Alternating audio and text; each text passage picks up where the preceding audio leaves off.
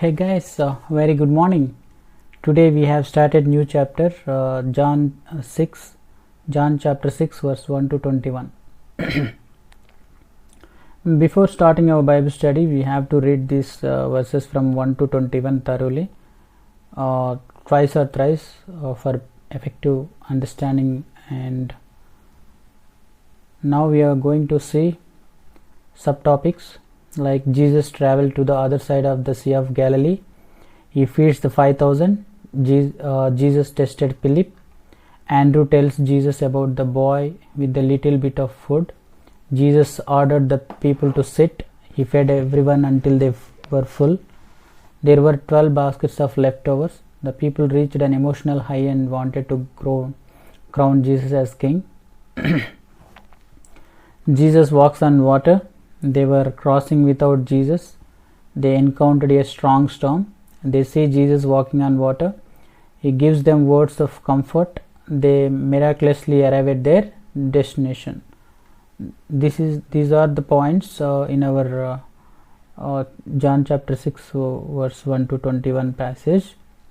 Now we are going to prepare some questions for our Bible study discussion.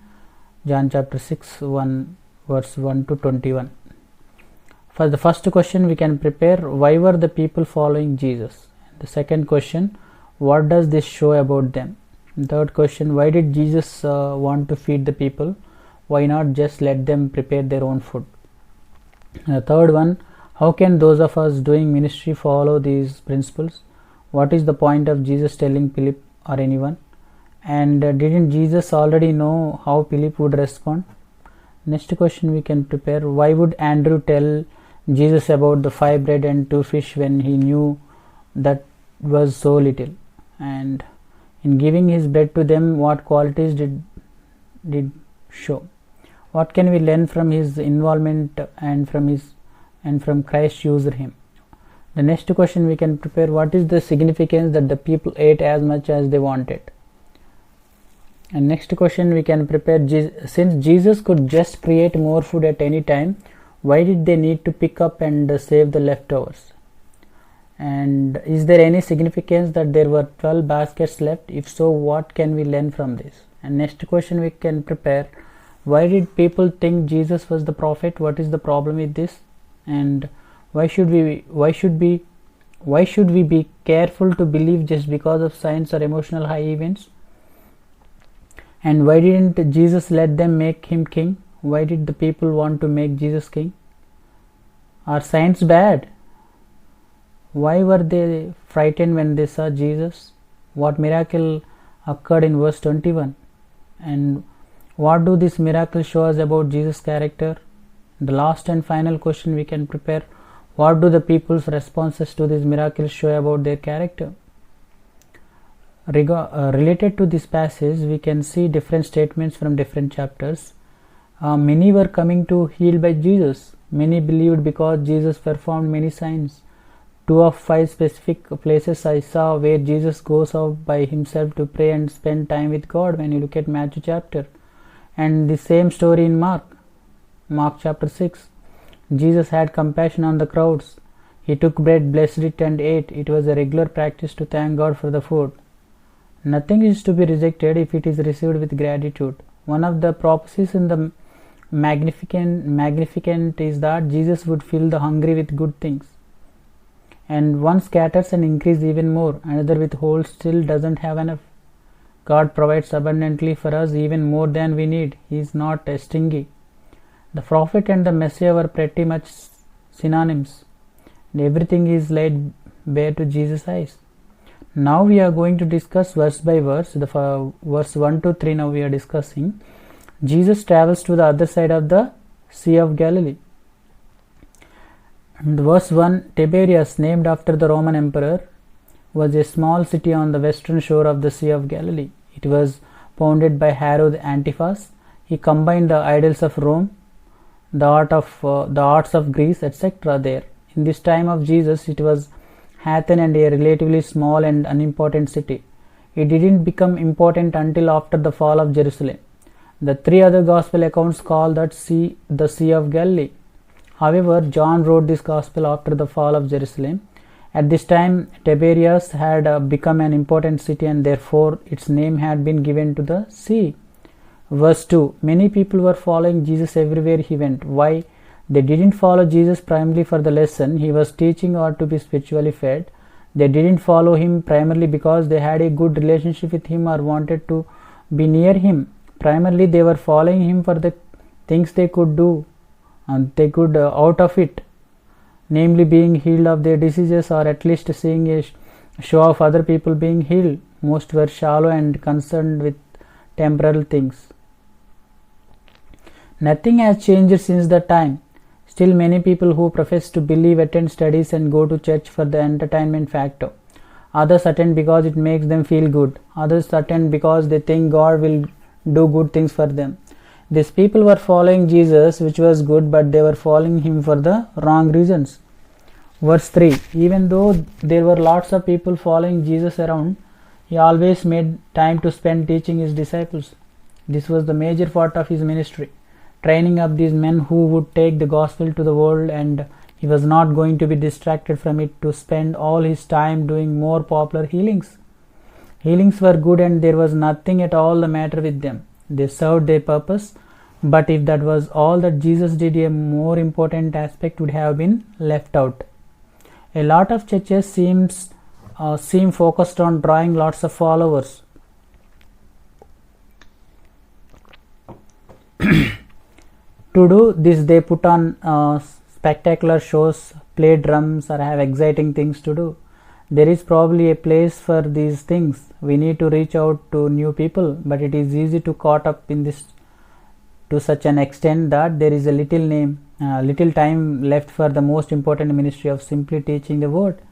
For us, it is good to work at orphanages or do other charitable things, but remember, teaching the word is most important. From the other side, it is easy to distracted doing lots of good things and not take time to study the word. We need to take time to spend at Jesus' feet and simply learn. Now we are going to discuss verse 4 to 15. Jesus feeds 5,000. Jesus knew that many were coming to him just because of signs. Their motives were not very good. But did he turn them away? What was his first reaction? Why did Jesus want to feed them? One cannot separate the physical and spiritual. Jesus ministered to both aspects. Certainly the spiritual is more important, but helping people physically is often a path to witnessing. Imagine trying to teach a crowd of thousands of hungry people. They would probably be restless, talking to each other about where to go get food. At least they would be distracted by the continual hunger gnawing at their stomachs. Maybe if you are really spiritual, we might say, come on guys, learning about God is much more important. We don't eat. Spiritual food is much better than physical food. In the process, we are teaching many things, that God is not a practical God and that aesthetic practices are too difficult. Others may think we lack compassion. Many would leave to find food. Jesus showed compassion. When you look at Matthew chapter 14, Mark chapter 6, hospitality is a virtue. Feeding the hungry is a virtue. Feeding people is a great avenue of ministry. It is not the end, but it means, when you look at Luke chapter 1 verse 53, it shows we care for them and are willing to be friends with them, not just want to teach them our thoughts. It shows we care for their practical needs. Another thing, many come because they want to learn English. Sure, this is not a good motive. Neither is coming to see a sign or coming to get fed. Yet it is still an opportunity. We have a chance to plant a seed, and who knows what God will do with the seed. Don't turn people away because they have wrong motives. Rather, use it an opportunity to share and encourage them to come for the right reason. Why did Jesus ask Philip this question? Didn't he already know what Philip would say and what he would do? This is an easy question because the answer is in verse 6. He did it prove or test Philip. It's nice to see the answer so clearly here. Sometimes people wonder why God asks or does certain things since he knows the answer. Here we know clearly He often does it. It is not for his benefit, for ours. What we don't know can't hurt us. The opposite is just as or even more true. What we don't know can't help us. Knowing our weaknesses and strengths and how we will respond in different situations is a great help for our continued growth. If you take an exam and know you only got a sum but don't know what mistakes you made, it is not helpful. Philip answered in the physical dimensions like all of us probably would have done. This lesson should have helped him learn to consider a miraculous power of Jesus and have more faith in God, relying in God's power rather than his own. Verse 8 to 9, for some reasons, Andrew spoke up with a lad had 5 bread and 2 fish. Maybe the boy had felt touched by God and so come up and volunteered the food. Or maybe Andrew had done inventory to see how much food there was and how much they would need, and then found out the boy had a little bit of food. It seems also that Andrew is approaching it from a human logic standpoint. Well, if we don't have enough money, maybe we can combine what everybody has and try to make it stretch. But even doing that, there is not even close to enough.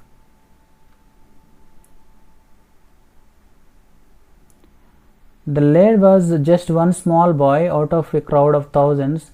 He only had a very little bit of offer, but whether he volunteered or was approached, he was willing to give what he had for Jesus to use. This attitude is greatly to be commended. Most people would have selfishly said that it was their food which they brought and others should have thought of that ahead of time.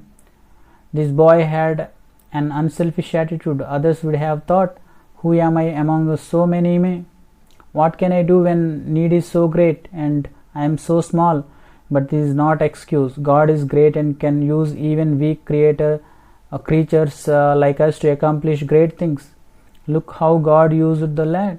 He used him to feed thousands of people. How excited that boy must have been that he was unselfish and gave his food to be used by God. Do not think you are too small to be used of God. He used the lad and he can use you too. The key for us to have a willing heart. Jesus did a miracle but went about it in orderly fashion. He was completely in control. Often when there are large amounts of people and groups start offering free food or other things, there tends to be mass chaos. Not there, not here. The one who ordered the universe could certainly handle the logistic of this. There were 5,000 men. This doesn't count women and children. When you look at Luke chapter 24 verse 30 and 1 Timothy chapter 4 and verse 4, people often ask me why Christians pray before they eat. This is why it is to give thanks. Jesus is our example. We should foster a thankful heart towards God for everything, not only food. Once again, I noticed that Jesus' miracle was complete. It didn't lack anything. He didn't feed 4,000 of them and then run out.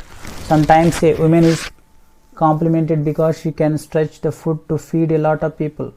Maybe she waters it down or has people just eat a little, kind of making a lot out of not much. But here everyone was full. You can bet they ate until they were full. After all, it was free. No one was lacking. Jesus' miracle was complete and not lacking in any way. He showed his common grace even to those who didn't belong to him and to those who would support his crucifixion later. Why gather up all the leftovers? Jesus could just create more anytime, right? We are supposed to be good stewards of what God has given to us. This is not dependent on how much we make or how much we have. We don't have an excuse to waste just because we have a lot. On the other hand, to whom much is given, much will be required. We shouldn't love the things we have in the world, but neither should we treat them with abuse and destroy things. Take care of what God has given to us. There were 12 baskets left, perhaps one basket for disciples. Jesus didn't forget those who were closest to them, but made sure their needs were taken care of as well. Why did the people think Jesus was the prophet? What is the problem with this? Why should we be careful to believe just because of signs or emotional high events. In what way is it ironic that they believed Jesus was the prophet and yet planned to do something to him by force? What does this show about their understanding of what the prophet Messiah was? Their view of who the prophet was going to be was very wrong. They thought he would be a leader to save them from Rome. If he is from God and with the power of God, how could they hope to force him to do anything? A fundamental problem was that they wanted to mold the Messiah into what they wanted him to be rather than to accept who he was and gave their lives to him.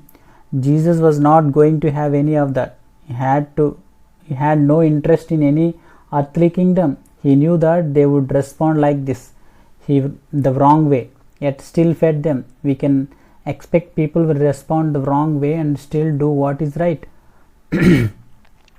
Jesus routinely went off by himself to pray. It is vital that we have a private, personal relationship between God and us as individuals. Ministry is not enough. If we don't have that vital link between us and God, we can accomplish nothing.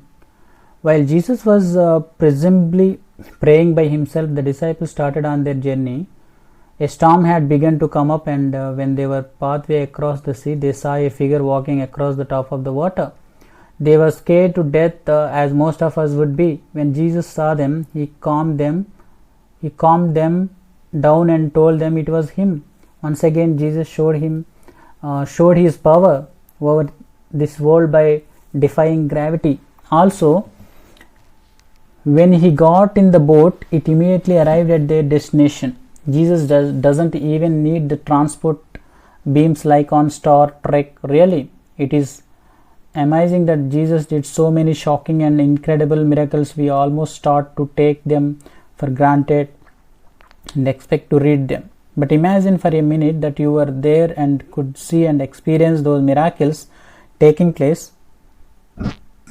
Even one would be a life-changing experience, much less coarse. The great news is that Christ has not lost his power. He can do those same things today. Have faith in him. Praise him for his great work. This time have class come up with main points and applications here. What we have discussed till now. Here would be some of my suggestions. The first one is we should reach out to physical needs. Second one is we shouldn't get up in emotional things and ignore the more important teaching and studying of God's word. We should be good stewards of what God has given to us. Jesus did all his miracles completely. We should not consider we are too small or weak to make a difference. God can use just as he used the small boy. What a wonderful Bible study. I hope you can understand this Bible study. We will meet in our next Bible study. God bless you. Thank you.